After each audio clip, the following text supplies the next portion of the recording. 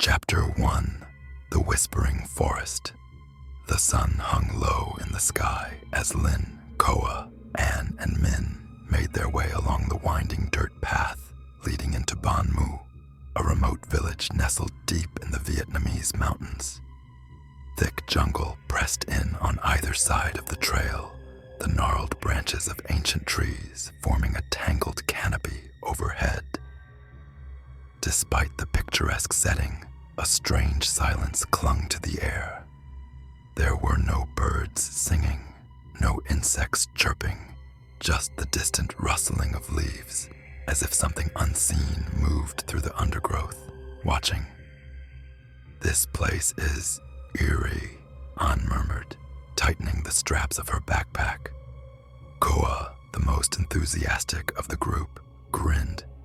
"That's what makes it exciting, right? Think of the footage we'll get. The legend of the Ma Kui Jo has never been properly documented before." Min scoffed. "You mean the ghost stories villagers tell to keep people from snooping around?" Lin, the skeptic of the group, chuckled. "Exactly. Rural legends always have a way of growing bigger than reality. Let's see if there's actually anything worth filming." They continued walking, their footsteps crunching against the dry leaves and packed earth. The deeper they ventured, the more an unshakable unease settled over them. Soon the village came into view, a small cluster of thatched roof houses built on stilts, their wooden exteriors worn by time and the elements. Smoke curled from a few chimneys, and villagers in simple clothes paused their daily tasks to watch the newcomers with unreadable expressions. The group barely had time to take in the surroundings before an old woman emerged from one of the huts. She was frail, her back slightly hunched, her eyes clouded with age, yet sharp with something else, an awareness, a warning. The other villagers stepped aside, giving her space as she approached. "You shouldn't have come here," she rasped. Her voice, though quiet, carried an unsettling weight. Koa, always the spokesperson, stepped forward with a polite smile. "We mean no harm, Ba. We're just travelers, here to learn about the history of your village." The old woman, Ba Cha, as one of the younger villagers whispered, narrowed her eyes. "History," she repeated. "You are not the first to come asking, and you will not be the first to regret it." Lian crossed her arms. "We've heard about the legend of the Ma Kui Jo. We'd like to hear it from the people who know it best." Ba Ka exhaled slowly. "The legend is not for you to hear. It is not a story. It is a warning." Min snorted under his breath, but before he could say anything dismissive, the village elder turned and pointed a gnarled finger toward the jungle beyond the village. "The forest does not welcome outsiders," she continued, her voice low and steady.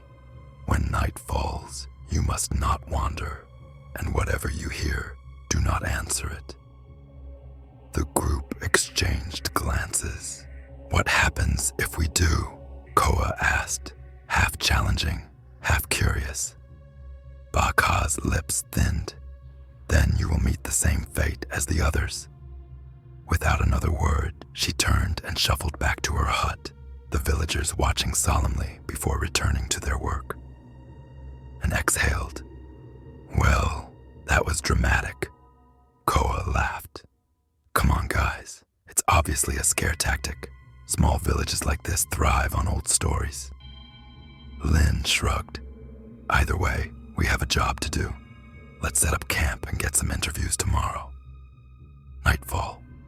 By the time night settled over Ban Mu, a thick mist had crept through the trees, winding around the stilted houses like grasping fingers. The only light came from the dim oil lamps inside the villagers' homes and the small fire the group had built near their tents. Min stretched his arms, yawning,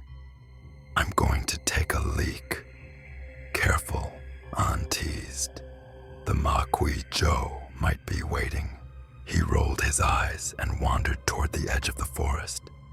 The trees loomed overhead, their trunks thick and ancient. The moment he stepped past the village's boundary, a sharp chill crawled up his spine.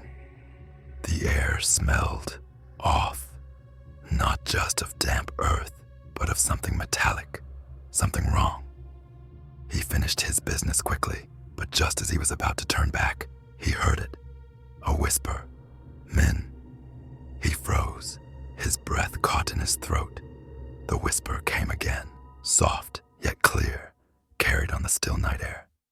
"Min, help me." It was close, too close. His hands clenched into fists. "Who's there?" Silence. Then, from the shadows between the trees, a shape shifted. It wasn't an animal. It wasn't human.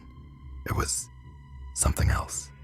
Something tall and thin, its body blending into the darkness like it was made of shadow itself. Two glowing red eyes flickered to life. Min stumbled backward, heart hammering. The whispering grew louder, more insistent. He turned and sprinted back toward the fire, nearly tripping over his own feet. Lin looked up as he burst into the campsite. "Dude, what the hell?" Min swallowed hard, trying to steady his breathing. I thought I saw something," and raised an eyebrow. "What? A villager?" Min hesitated. His mind screamed at him to tell them about the eyes, the whisper, the figure in the trees, but the words refused to come. He shook his head instead. "No, never mind. Just tired." The others didn't press him, but as the fire crackled and the night stretched on, Min couldn't shake the feeling that something was still watching. Somewhere beyond the tree line, deep within the shadows, the thing with the red eyes waited, and it would not wait for long. Chapter 2. The Forbidden Shrine. The morning mist clung to the village like a ghostly shroud as the first rays of sunlight filtered through the dense jungle canopy. The night had been eerily silent after Min's unsettling encounter, but an unspoken tension lingered between the four travelers. Min hadn't spoken much since the previous night, and though he tried to brush it off as exhaustion, his friends noticed his uneasy glances toward the forest. Lin stretched her arms, her breath visible in the cool morning air. "All right, time to explore," and adjusted the camera strapped around her neck. "Where do we start?" Koa unfolded a small, hand-drawn map one of the villagers had reluctantly given him the night before. "According to this, there's an old shrine deeper in the forest, some kind of abandoned temple where they used to perform rituals to ward off evil." Min stiffened. "In the forest?"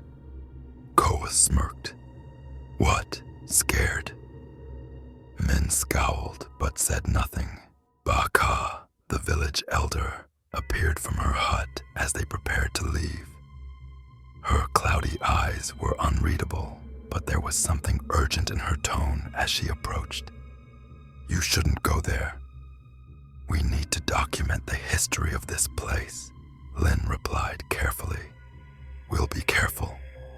There are things in that forest that do not sleep," Baka warned. "The shrine was sealed long ago to keep the darkness contained. If you break that seal, you will not leave this village alive."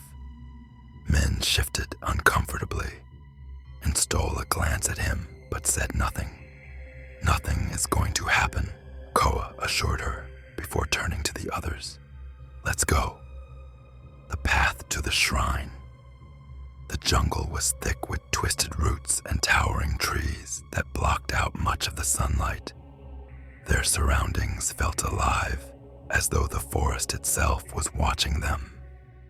The deeper they ventured, the quieter it became.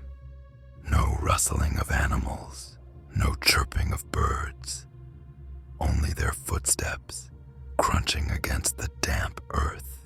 "I hate this," Min muttered, and exhaled sharply. "You're acting weird. What's wrong with you?"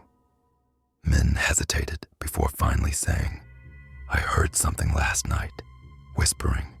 Something was out there, watching me." Koa scoffed. "You probably just psyched yourself out. The human brain does that when it's expecting to be scared." "Shh." Lin raised a hand, stopping them in their tracks.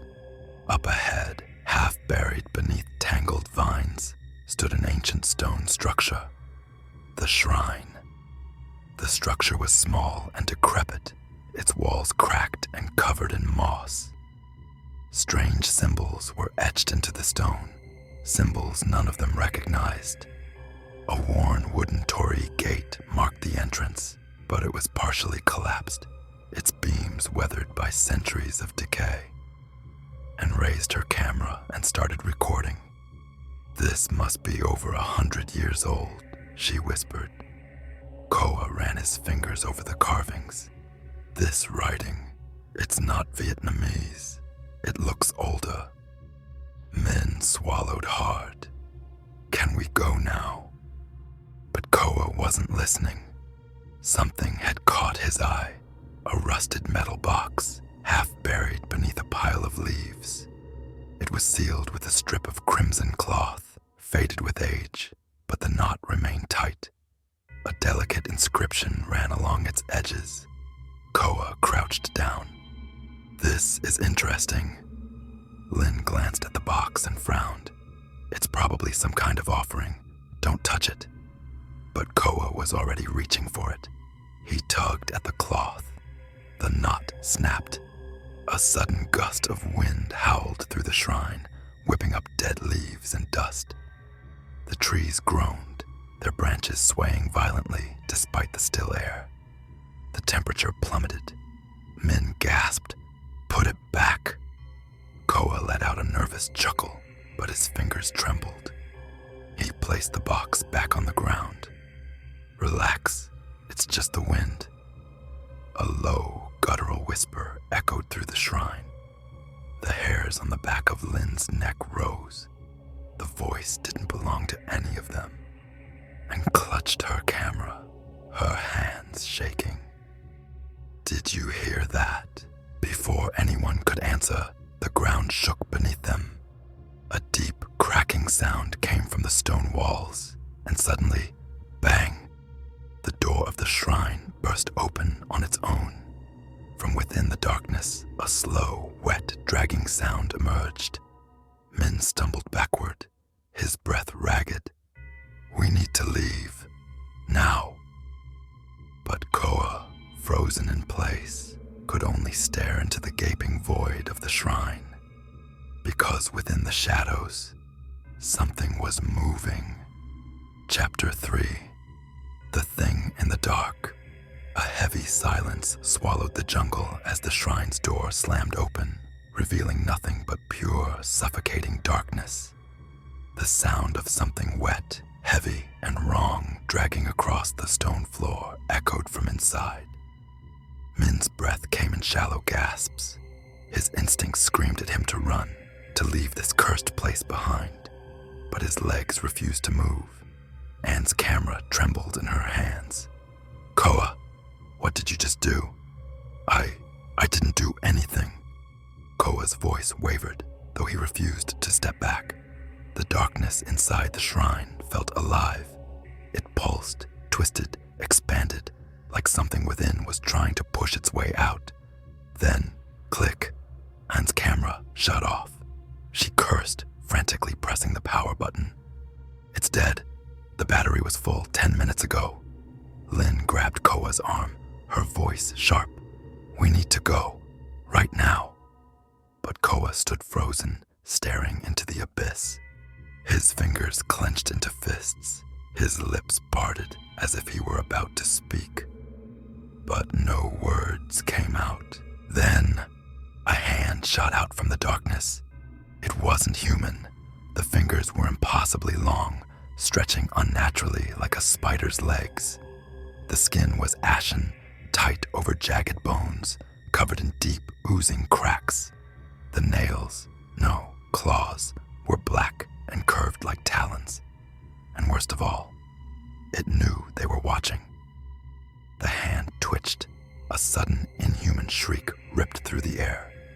Min was the first to react. He grabbed Koa and yanked him backward just as the hand lunged forward, grasping at empty air. The fingers scraped against the stone doorway, leaving deep, jagged gouges in the rock. "Run!" Lin shouted. The group bolted. The flight through the jungle branches tore at their clothes as they sprinted through the jungle. The ground was uneven, littered with roots and stones that threatened to send them tumbling. Behind them, the whispering started again, low, guttural voices hissing in a language they couldn't understand. But it wasn't just one voice. It was many. The sound came from all around them, circling them like a pack of unseen predators. The forest itself seemed to shift, the trees leaning in closer, their twisted trunks forming grotesque shapes in the dim light. Koa gasped for breath. I can't. Keep moving." Lin grabbed his wrist and pulled him forward, and risked a glance over her shoulder, and instantly regretted it. Something was following them, not running, crawling. A figure, barely visible in the shadows, was skittering through the trees on all fours, its limbs jerking and twisting at unnatural angles. Its face, if it had one, was hidden in the darkness. But its eyes, two burning crimson orbs locked onto hers. A choked scream died in her throat. They burst out of the jungle and into the village, stumbling onto the packed dirt ground. The whispers stopped. The presence vanished. But the fear remained. The village's warning. The villagers were waiting. Their faces were grim, their eyes dark with something that wasn't quite fear, but resignation, as if they had expected this to happen. Baka stood at the front, her frail frame rigid. "You opened it, didn't you?" Koa, still panting, wiped sweat from his forehead. There was something inside. A hand. Baka's expression darkened. "You should not have gone there." Min's patience snapped. "Enough with the warnings. What the hell was that thing?" Baka exhaled slowly. The shrine was never meant to be worshipped. It was meant to be sealed. The villagers exchanged uneasy glances. Lin stepped forward, her voice calm but firm. "Tell us everything. We need to know." For a moment, Baka said nothing. Then she turned toward the dying embers of a nearby fire, staring into the glowing coals as if seeing something far beyond them. "The Makwi Jo is not a ghost. It is not a spirit. It is something older, something that should have never existed in this world. It feeds on those who hear its call. And now," her gaze flickered toward Min, "it has already seen you." Min's stomach twisted into knots and barely whispered, "What does that mean?" Baka's voice was grim. "It means you have only begun to hear it." Min shuddered, because in the distance, just at the edge of the jungle, the whispering had started again. Chapter 4. The First Mark. The whispering was faint at first, like a dying breath slipping through the trees. But as Min turned his head, the sound sharpened, words curling through the air in a language he couldn't understand. It was calling him. His vision blurred for a moment. The village around him seemed to flicker like an old film reel skipping frames. The torches cast long, twisting shadows, and the sky seemed too dark for early evening. The whispering grew louder, so loud it felt as if it were whispering inside his skull. Then, just as suddenly, it stopped. "Min!" Lin's voice cut through the silence, bringing him back. "Are you okay?" Min blinked rapidly. The village was normal again, the sky still a deep orange from the setting sun. He realized his hands were clenched into tight fists, his nails digging into his palms. "Yeah," he said, though his voice was hoarse. "I'm fine." Baka's face was unreadable as she watched him. "No," she finally said. "You are not." The curse begins. The group sat in the elder's hut, the air heavy with the scent of burning herbs.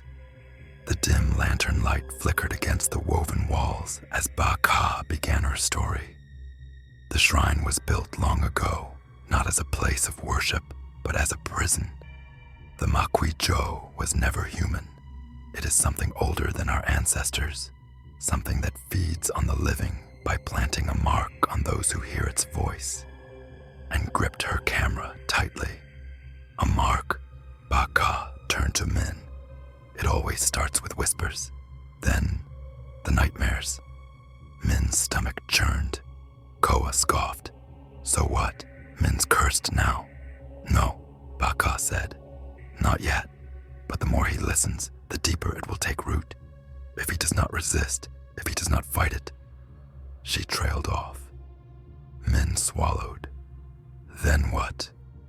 Baka met his gaze. "Then the Makwi-jo will wear your skin." A heavy silence fell over the room. Lin broke it first. "How do we stop it?" Baka's lips pressed into a thin line. "There is no stopping it, only escape.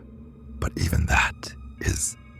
She sighed, her ancient bones creaking as she stood. "You must leave this place before the first nightmare begins. Once the spirit takes hold, it does not let go."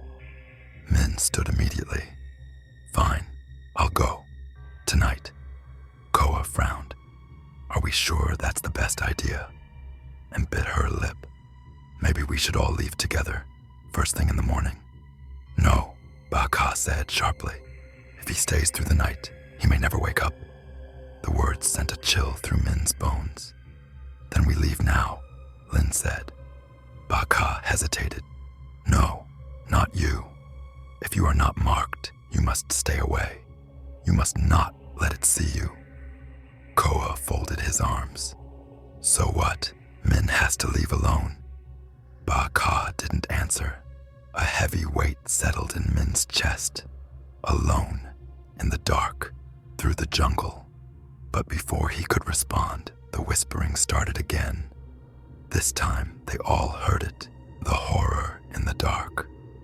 The lantern light flickered, the shadows in the corners of the hut stretching unnaturally. A gust of wind rattled the wooden frame, though the air outside was completely still. Min froze. The whispering wasn't coming from outside. It was coming from behind him. Slowly, every muscle in his body stiff with terror, Min turned his head. A shadow was standing in the farthest corner of the hut. It wasn't there before. It was too tall, its head nearly touching the roof, its limbs too long. The figure didn't move, but the whispering poured from it, spilling into the room like an invisible mist. Its shape was blurry, as though it were shifting between worlds. Then it took a step forward. The wooden floor creaked. The whispering grew louder. Min's breath came in ragged gasps. His legs wouldn't move. His body refused to listen. The shadow twitched, and then it lunged. Lin screamed. The lantern burst, plunging the hut into darkness. Min felt something cold graze his skin. And then everything went black. Chapter 5. The nightmare begins. A deafening silence followed the darkness. Min's ears rang. He struggled to breathe, his body paralyzed, his mind slipping between reality and something else, something wrong. The whispering had stopped, but the chill in the air remained, clinging to his skin like damp fingers. Then, suddenly, a sharp, wet gasp echoed through the hut. Min's eyes snapped open. The room was still dark, but not because of the broken lantern.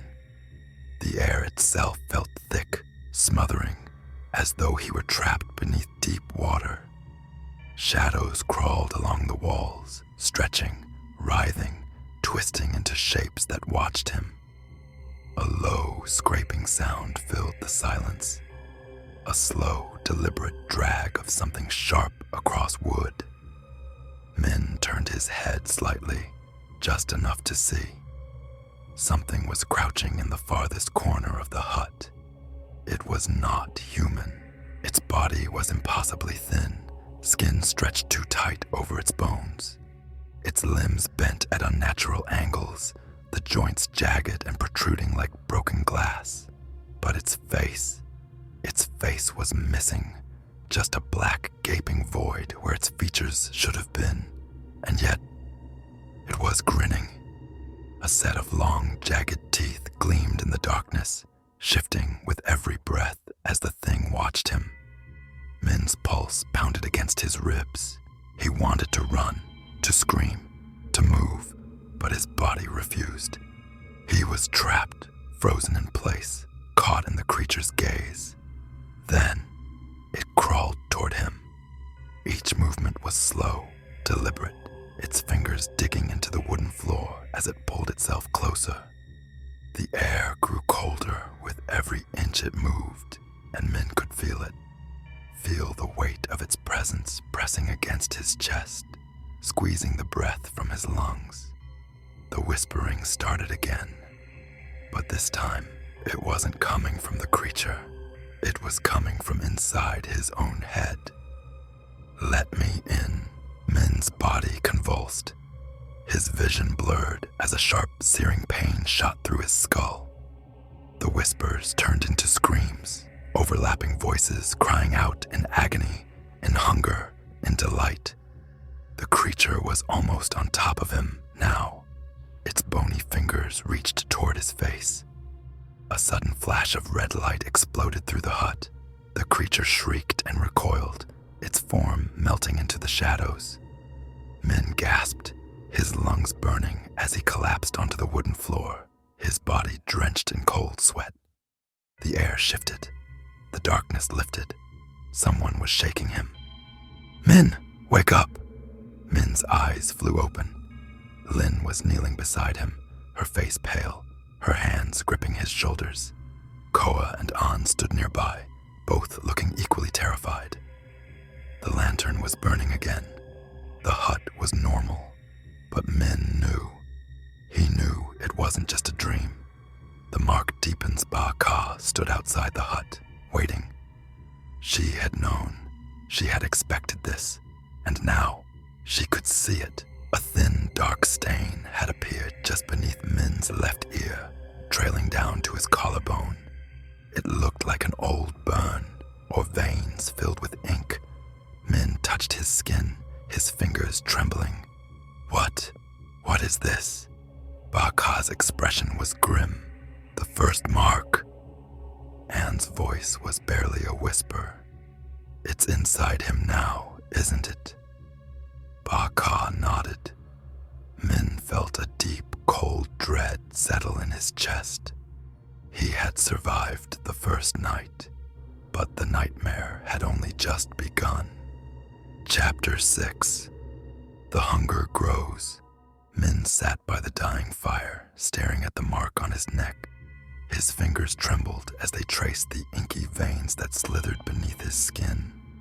It pulsed faintly, like a heartbeat that didn't belong to him. The whispers hadn't stopped. They had changed. They no longer called from the jungle, nor from the darkness of the hut. Now they came from inside his skull. "You belong to me." Min squeezed his eyes shut, pressing his palms against his ears. It didn't help.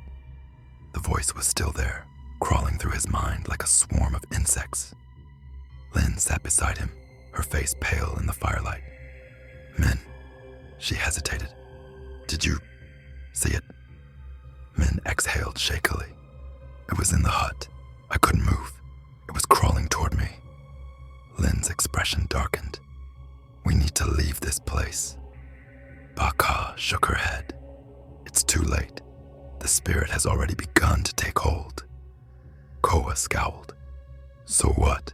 We just sit here and wait for Min to... He stopped himself and spoke softly. What happens when the mark spreads? The elder didn't answer immediately. She stared into the fire, her wrinkled face unreadable. Then, in a voice barely above a whisper, she said, "He will hunger." Min's stomach twisted. Hunger. Baka looked at him, her gaze heavy. The spirit does not take you all at once. It starts small, first with whispers, then with dreams. But soon it will feed, and it will use you to do it. A terrible chill ran through Min's bones. Anne's grip tightened on her camera. Feed? On what? Baka didn't look away from Min. You will know when it happens. The taste of blood. That night, Min refused to sleep. Lin stayed awake with him, her presence a small comfort.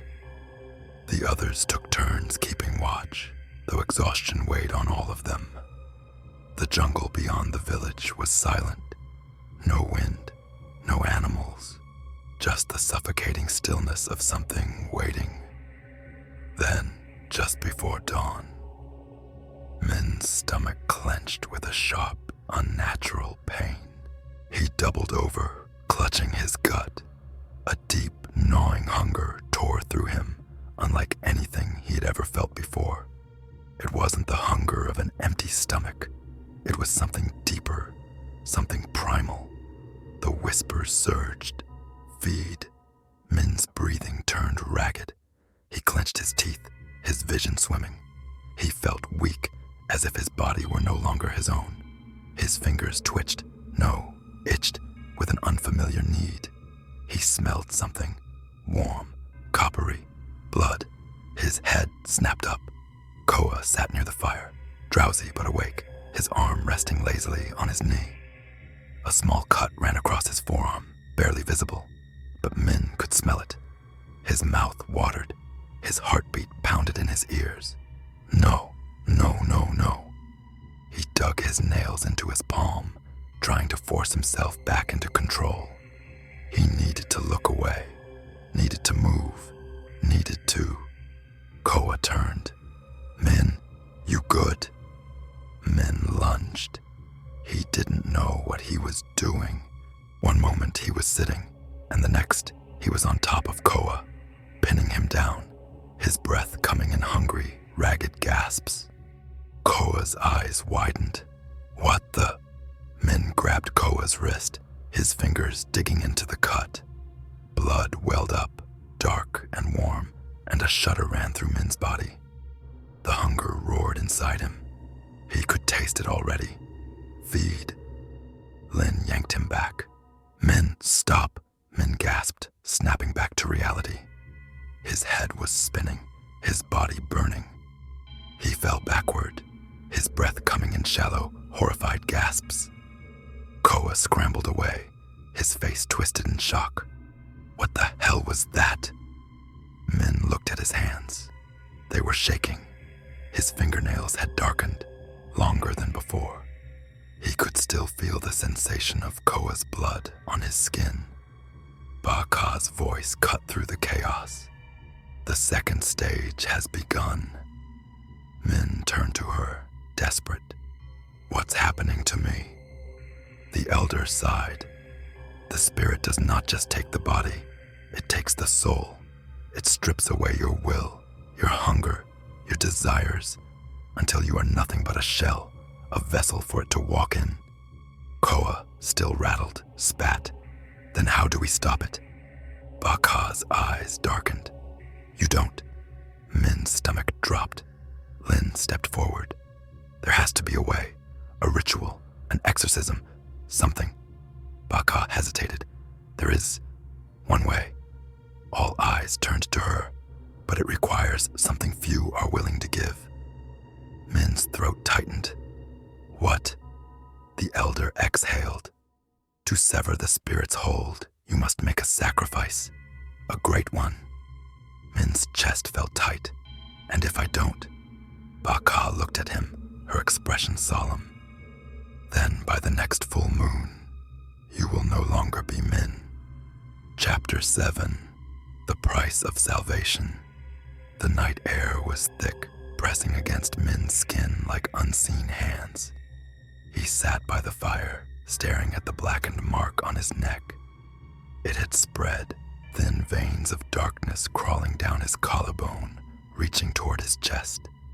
He could still feel the hunger. The taste of Koa's blood lingered in his mind, sharp and intoxicating. Min gritted his teeth and clenched his fists, digging his nails into his palms. The pain grounded him, reminding him that he was still himself, for now. The others sat in uneasy silence. Koa kept his distance, his arm wrapped in a cloth bandage. Lin kept throwing anxious glances at Min, while An adjusted her camera with shaking hands. Even she, the skeptic, could no longer deny what was happening. Baka sat on the opposite side of the fire, the flames casting deep shadows on her wrinkled face. Finally, Lin spoke. "You said there's a way to stop this, a sacrifice." She swallowed hard. "What kind of sacrifice?" Baka didn't answer immediately. Her eyes flickered toward Min. "The spirit inside him is ancient. It does not steal a soul all at once. It feeds slowly, unraveling a person thread by thread until nothing remains." She exhaled. "To sever the bond, we must offer it something greater than the soul it is consuming." A heavy silence followed her words. Koa scowled. "That's not an answer. What the hell does that mean?" The elder closed her eyes. "A life." Min stiffened. Lin's face went pale. "You mean we have to kill someone?" Baka nodded. "A life must be given in exchange for Min's." Koa shot to his feet, his voice sharp. "That's insane. You're saying we have to murder someone just to save Min?" Baka's expression remained unreadable. "Not just anyone." She turned her gaze back to Min. "The spirit will only accept the willing." Min felt a sickening weight settle in his stomach. The willing. Someone had to offer their life for him. Lin's hands clenched into fists. "There has to be another way." Baka sighed. "There is, but it is worse." Min hesitated. "Worse how?" The old woman leaned forward, her voice lowering. "If you do not offer a life, then the spirit will demand something else, a permanent bond." Anne's voice was barely above a whisper. "What kind of bond?" Baka's eyes met Min's. "You must become its host, willingly." A deal with the dark Min's body turned cold. The others stared in shock. Lin shook her head violently. "No, no way. That's..." Baka raised a hand, silencing her. "If Min accepts the spirit's presence, he will not die, but he will no longer be fully human." Koa muttered. "So he'd be..." "What? Half-possessed?" The elder nodded. The spirit would reside within him permanently. He would still walk, still breathe, but his mind would never be his alone. It would whisper in his thoughts, control his urges, and when it hungers... She didn't finish. She didn't have to. Min swallowed hard. He had seen what the spirit wanted. He had felt it. It was not something he could control. Lin turned to Min, desperation in her eyes. "Min, you can't do this. We'll find another way. I'll do it. I'll give my life if it means saving you." Min's breath caught in his throat. "No." His voice came out hoarse. "I won't let you." She shook her head, her eyes glistening. "Then what? You let that thing live inside you forever?" Min exhaled shakily. The hunger still pulsed beneath his skin, waiting, demanding. He didn't want to die, but he didn't want to become this thing either. Baka watched him carefully. The decision must be made soon. The longer you wait, the stronger the spirit becomes. If you delay too long, there will be no choice left. Min looked at his hands. They were trembling. The black veins had spread further. Time was running out. Koa broke the silence, his jaw clenched. There has to be a third option. Baka hesitated. There is, but it is almost impossible. The abandoned temple, deep in the jungle, where it was first called into existence. Lin's face paled. You mean the Forbidden Shrine? Baka nodded. If you go there, you may find what you seek, but be warned, the spirit will do everything in its power to stop you. Min inhaled sharply. The jungle, the shrine, the only chance he had left. The others exchanged uneasy glances. Then Lin turned to Min, her voice firm. Then we go. We end this. Chapter 8. Into the Forbidden Jungle. The jungle loomed before them, a wall of ancient twisted trees, their branches clawing at the sky like skeletal fingers. Even in the daylight, a heavy darkness hung over the tangled vegetation, as if the very air rejected the presence of the living. Min's breathing was unsteady. The mark on his skin had spread overnight, dark tendrils creeping toward his heart. Each pulse of the spirit inside him sent a wave of nausea through his body, a silent reminder that time was running out. They had to find the Forbidden Shrine. They had to uncover the spirit's true name, or Min would be lost forever. Baka stood at the jungle's edge, her expression grim. This place has been untouched for centuries. Few who enter ever return. Koa crossed his arms. Great, that's exactly what I wanted to hear before walking in. Lin ignored him and turned to Min. Are you sure about this? Min nodded. He had no choice. Without another word, they stepped into the jungle, a path of whispers. The moment they entered, the air changed. It was thicker, heavier, like they had walked into another world, one untouched by time. The sunlight barely pierced through the canopy above, casting long, shifting shadows across the damp earth. The sound of insects and birds had vanished, replaced by something far worse. Whispers, soft, incoherent, calling Min's name. Min clenched his fists. He could hear them inside his skull, twisting like smoke, curling around his thoughts. Min, you are almost home. He forced himself forward, one step, then another, but the jungle was watching them. The trees moved when they weren't looking. Roots curled across the path behind them, sealing their way back. The deeper they went, the more unnatural everything became. Then Anne stopped. Wait. The group turned.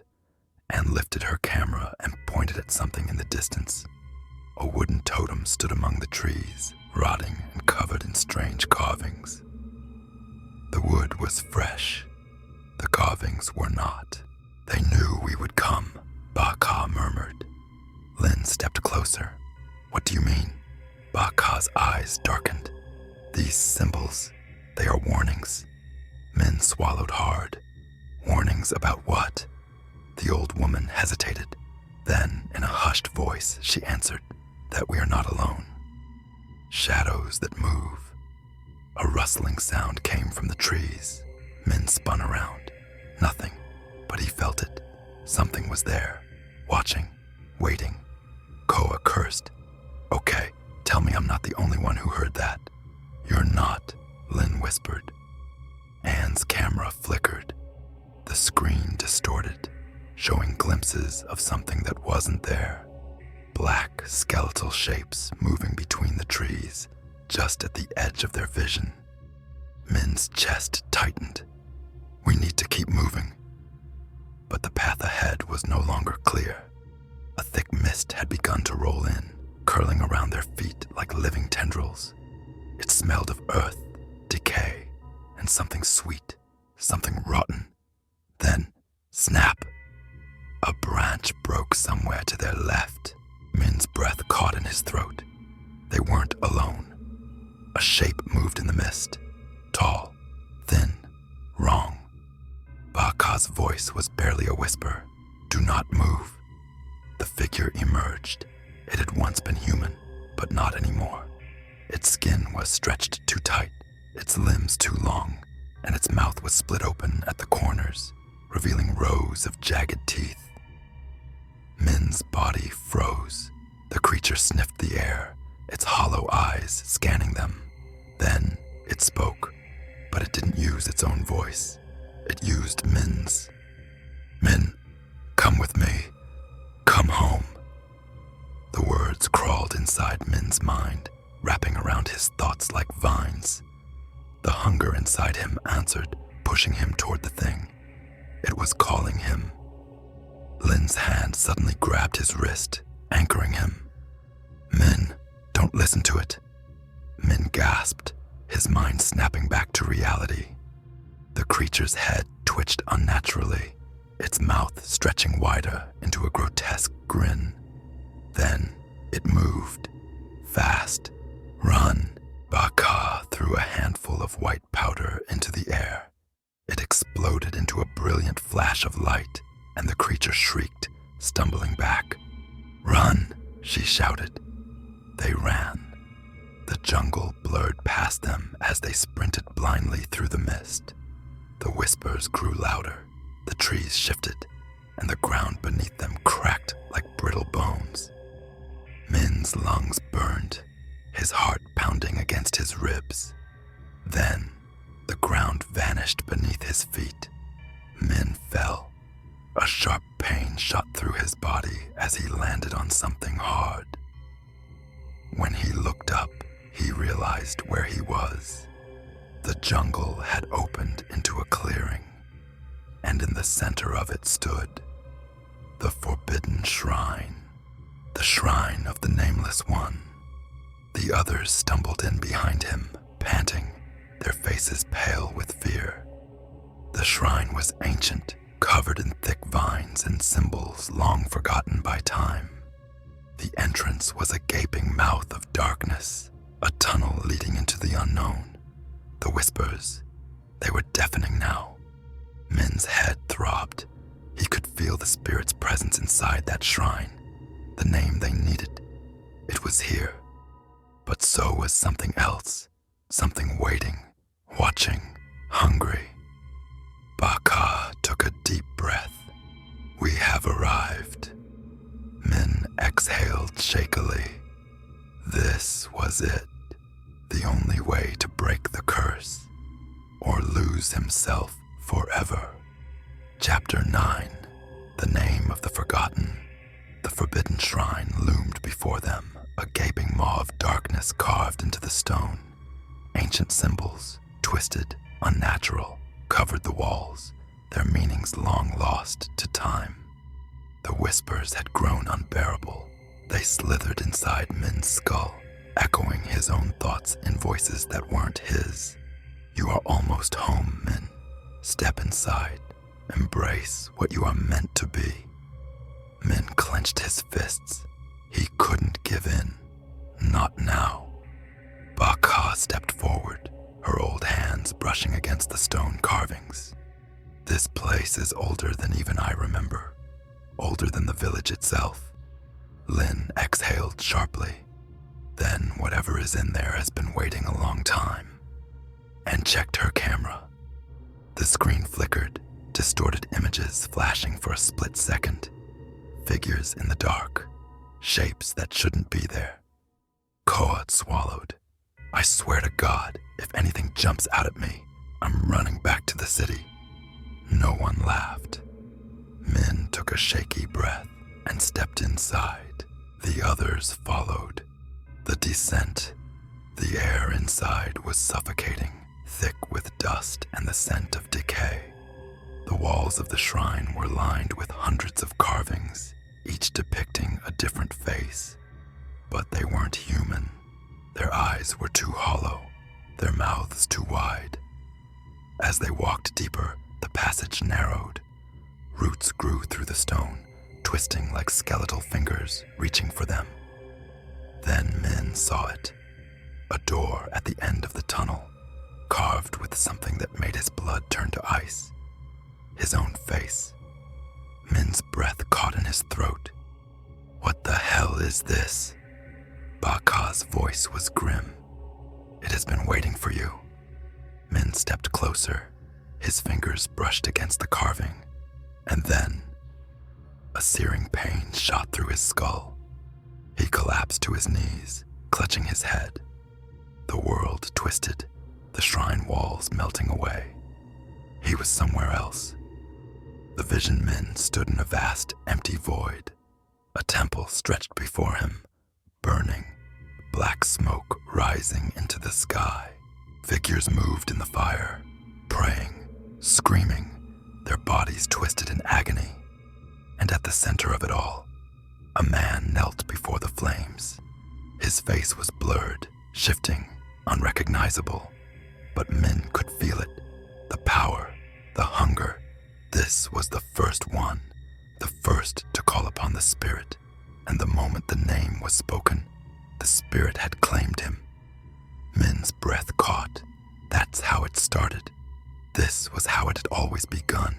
The spirit did not steal a name. It replaced it. Min wasn't losing himself. He was being erased.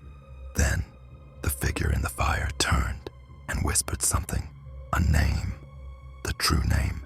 Min snapped back to reality with a gasp. He was on the ground. Lin was shaking him. "Min, what happened?" His heart was pounding. His skin burned, the mark now blackened completely. But he had heard it. The name. The spirit's true name. Qin Kui. The shrine shook. The walls cracked. The air rippled, like reality itself had just been torn apart. The whispers turned to screams. Baka's eyes widened. "You must say it again. Call its name." Min's vision blurred. The presence inside him howled in fury, clawing at his mind. It was trying to silence him, to consume him before it was too late. But Min gritted his teeth and spoke. "Qin Kui." A deafening wail erupted from the darkness, a sound that was not meant for human ears. Min screamed as the spirit was ripped from his body, its shadowy form twisting violently. For the first time, he saw it. A writhing mass of black limbs, too many eyes, too many mouths, all of them wailing in rage. It had been named, it had been weakened, but it was not gone, not yet.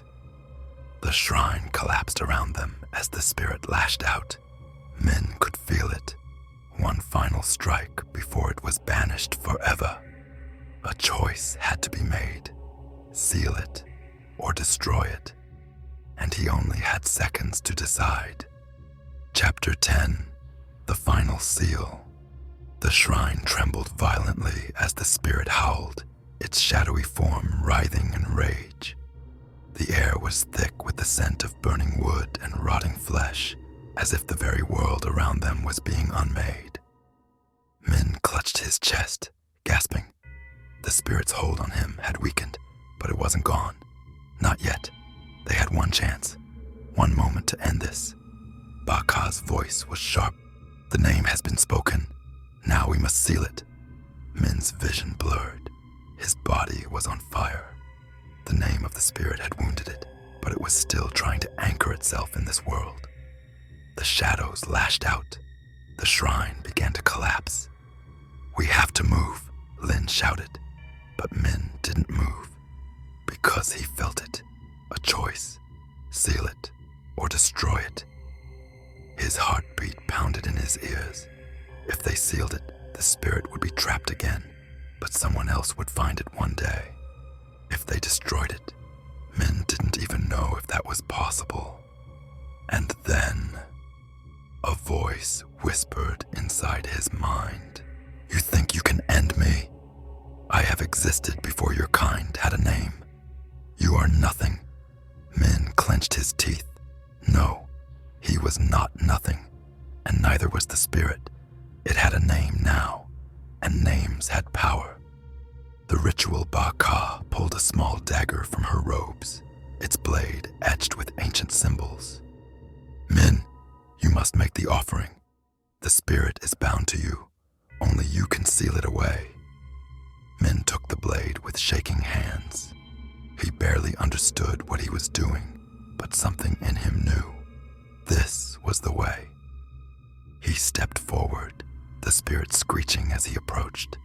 It loomed over him, a mass of shadows and jagged limbs, its mouths twisting into unnatural grins. Min, Lin screamed. The shadows lunged. Min drove the dagger into his palm. The pain was blinding. Blood spilled onto the shrine floor, and the carvings blazed to life. Golden symbols bursting into existence, racing up the stone like wildfire. The spirit shrieked. The air rippled, a force too powerful for the human world tearing itself apart. The spirit's limbs snapped backward, its eyes boiling into nothingness. Min spoke its name one last time, Chin Kui, and the world split open. The banishment. A blinding light erupted from the shrine, dragging the spirit inward. It screamed, its voices warping into something inhuman, something ancient. Min fell to his knees, his blood mixing with the glowing symbols, sealing them shut. The shrine roared as the spirit was pulled back into the depths of oblivion. For the first time in centuries, it went silent. Then, the shrine collapsed. Aftermath, Min barely felt himself being dragged out as the stones fell around them. His vision faded, his body too weak to move. When he woke up, he was lying on the cold ground. The jungle was quiet. The shrine was gone. And the curse. Min looked at his hand. The mark had vanished. Baka knelt beside him, her voice gentle. It is over. Lin wiped at her face, eyes red. You nearly got yourself killed, idiot. Koa let out a long breath. I don't care what anyone says. I'm never setting foot in a jungle again. Min wanted to laugh, but all he could do was stare at the ruins. The spirit was gone, but deep in his bones, Min knew the truth. Spirits like that never truly die. And somewhere in the darkness of the world, it was waiting for the next person foolish enough to call its name. Chapter 11. The Echo in the Dark. The jungle was eerily silent. The ruins of the shrine lay in smoldering rubble, and the air carried the heavy weight of something unfinished. Min sat up, his head spinning. His body felt lighter. The spirit was gone. The mark had vanished, but something inside him still felt wrong. Baka studied him carefully. The seal is strong. The spirit is banished. But Min could see it in her eyes. Doubt, because the jungle never forgets. The first omen. Lin reached for Min's arm. Come on, let's get out of here. Koa nodded, glancing at the ruins. Yeah, before something else wakes up. They turned to leave, and then Min felt it. A whisper. It curled around his mind, gentle, familiar. His own voice. It's not over. Min's breath caught. The jungle blurred. The ruins shifted, warping before his eyes. The shadows of the trees twisted into figures, their faces blank, their mouths moving, chanting. The same chant he had heard in his dreams. Baka's voice cut through the silence. We need to move, now. But Min stood frozen, because among the shadows, he saw it. A figure standing at the edge of the trees, dressed in black ceremonial robes, its face hidden beneath a wooden mask carved with the same ancient symbols as the shrine. Min's blood ran cold. It wasn't just a spirit. There had been worshippers, and one of them had survived. The keeper of the name. The masked figure stepped forward. Min's heart pounded as he noticed something hanging from its hand. A string of bones, tied tied together with dark red thread. "Who the hell is that?" Lin whispered. Baka's face darkened. "The Keeper." Koa frowned. "Keeper of what?" Baka turned to them, her voice low. "The name." A gust of wind ripped through the jungle. Min staggered, his ears ringing. The masked figure raised a hand, and the ruins behind them shifted. The carvings, once dead and cracked, began to glow again. The name was being called back. Min's stomach twisted. It was supposed to be over. But the Keeper had never left. For centuries, the spirit had been trapped, sealed away by the village elders, fed through offerings and blood. But now that Min had spoken the name, the balance had changed. The Keeper had what he needed. The spirit had been banished, not destroyed, and that meant it could still be called back. Min's vision blurred. His head ached. The jungle shifted around him, the whispers growing louder. The Keeper tilted his head, and in a voice that was not human, he spoke. "You are the vessel." Min's blood turned to ice. Lin grabbed his arm. "Min, we need to run."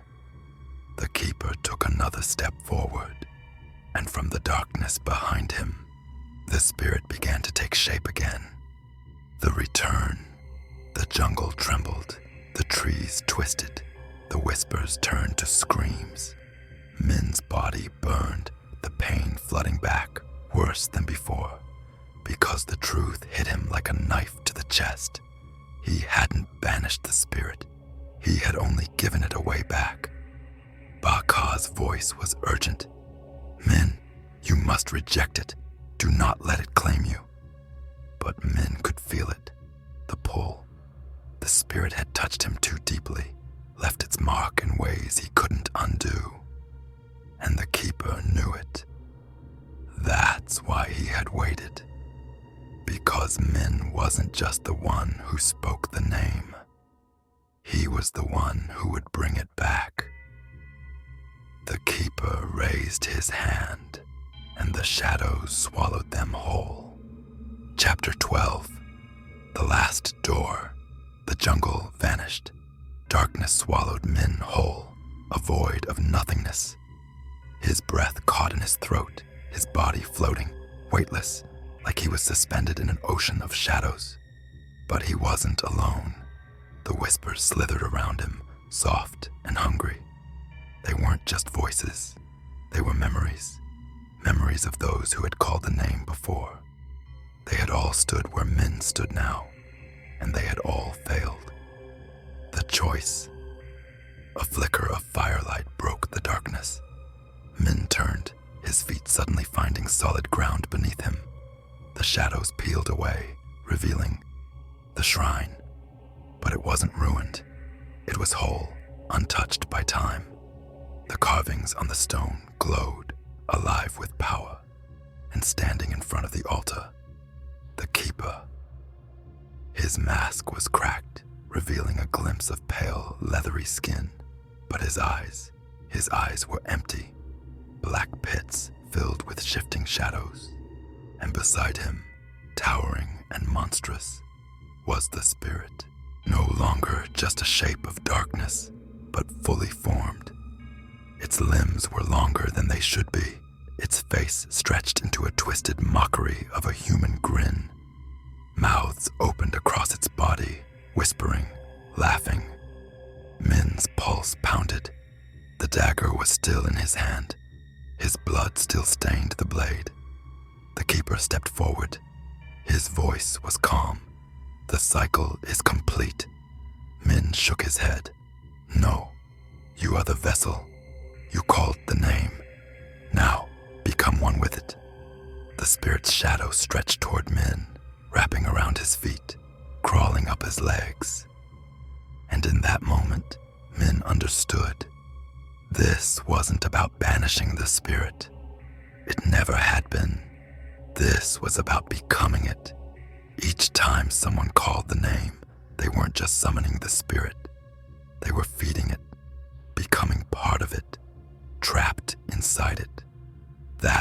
the others had never returned. Min's breath came ragged, his fingers clenched around the dagger.